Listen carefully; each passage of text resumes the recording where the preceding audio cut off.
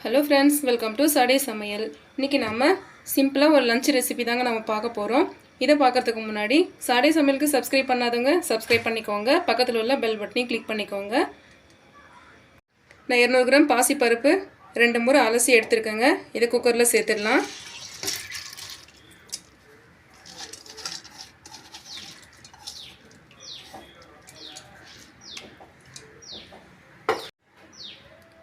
10 பல்லு பூண்டு சேர்த்துக்கலாம் பீன்ஸ் கொஞ்சம் கேரட் கொஞ்சம் உருளைக்கிழங்கு கொஞ்சம் இது எல்லாமே பொடியா கட் பண்ணியிருக்கேன் இது எல்லாமே அப்படியே சேர்க்க போறோம்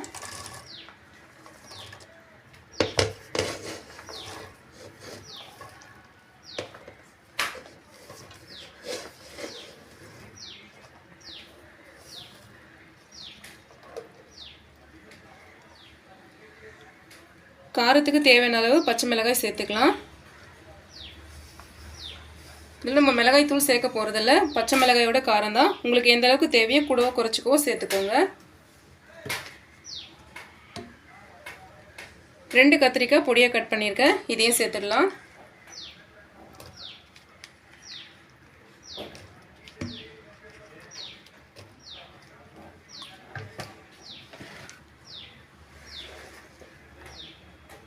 பொடியா கட் பண்ண ஒரு வெங்காயம்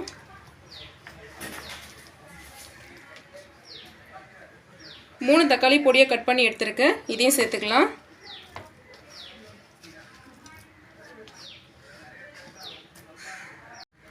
தேவையான அளவு தண்ணி சேர்த்துக்கலாம் மஞ்சள் 1/4 டீஸ்பூன் சேர்த்துக்கலாம்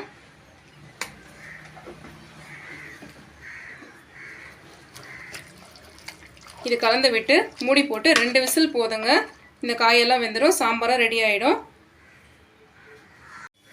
2 விசில் ஆயிடுச்சுங்க எடுத்தாச்சு சாம்பார் சூப்பரா ரெடி ஆயிடுச்சுங்க நம்ம இப்போ உப்பு சேர்த்துக்கலாம் தேவையான அளவு உப்பு சேர்த்துடலாங்க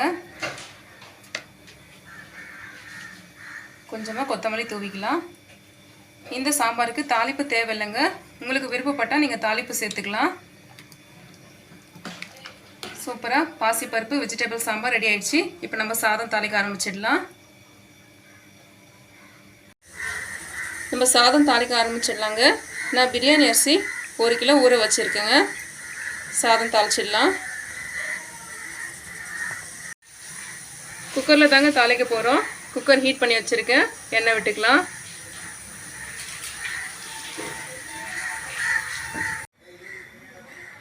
ரெண்டு பிரிஞ்சி இலை 4 துண்டு பட்டை 7 கிராம்பு சேர்த்துக்கலாம்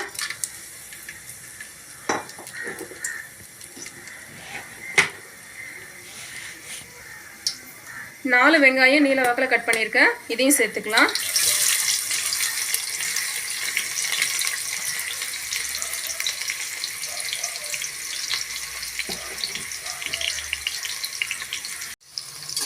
கலந்து விட்டுக்கோங்க வெங்காயம் நல்லா வதங்கி வரட்டுங்க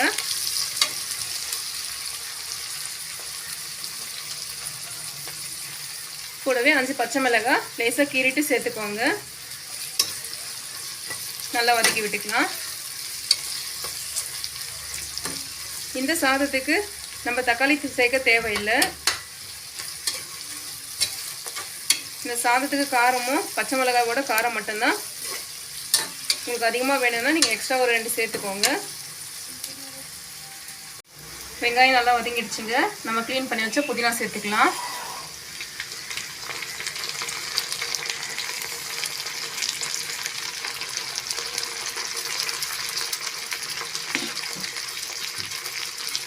கலந்து விட்டுக்கலாம்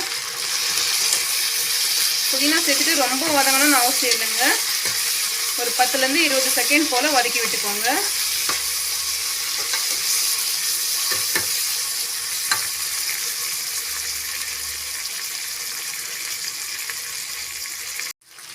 புதினா வதங்கிடுச்சுங்க 1/2 ஸ்பூன் இஞ்சி பூண்டு விழுது சேர்த்துக்கலாம் கலந்து விட்டுக்கோங்க இஞ்சி பூண்டு விழுது குறைவா சேர்த்துக்கினாலே போதுங்க அதிகமா சேர்க்கணும்னு அவசியம் இல்லை அந்த ஃப்ளேவர் நமக்கு இருந்தா போதும் இந்த பச்சை வாசனை போற வரைக்கும் நம்ம கலந்து விட்டுக்கலாம்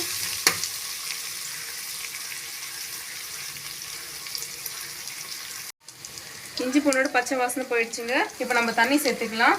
தண்ணியோட அளவு நம்ம அரிசி 1 பங்கு எடுத்தோன்னா தண்ணி 2 பங்குங்க. நான் தண்ணி ஆல்ரெடி ஹீட் பண்ணி வச்சுருந்தேன். உப்பு தேவையான அளவு சேர்த்துக்கலாங்க.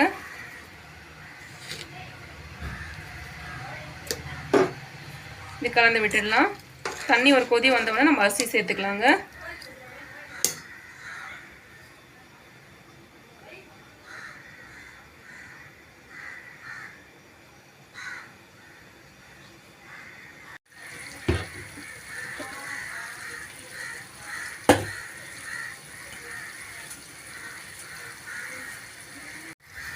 தண்ணி கொதிக்குதுங்க.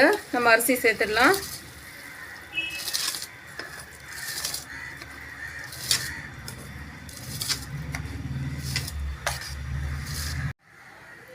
அரிசியெல்லாம் சேர்த்தாச்சுங்க.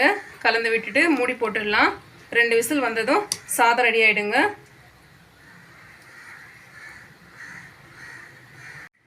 ரெண்டு விசில் வந்துடுச்சுங்க. சாதமும் ரெடி ஆகிடுச்சு. கடைசியாக நம்ம கொத்தமல்லி தூவிடலாங்க. நம்ம கடைசியாக இந்த கொத்தமல்லி தூவும்பொழுது இந்த ஃப்ளேவர் ரொம்ப சூப்பராக இருக்குங்க. இப்போ நம்ம இதை கலந்து விட்டுக்கலாம்.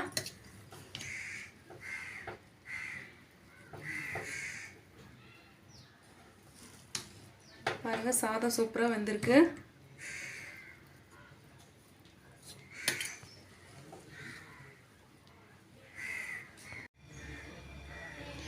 ரொம்ப சிம்பிளாக ரொம்ப டேஸ்டியாக கீ ரைஸ் மெத்தடில் ஒரு லஞ்ச் ரெடி ஆயிடுச்சுங்க. இதை ஒயிட் குஸ்கான்னு சொல்லலாம். இந்த சாதத்துக்கும் நம்ம பாசிப்பருப்பு வெஜிடபிள் சாம்பாருக்கும் ரொம்பவே சூப்பராக இருக்குங்க.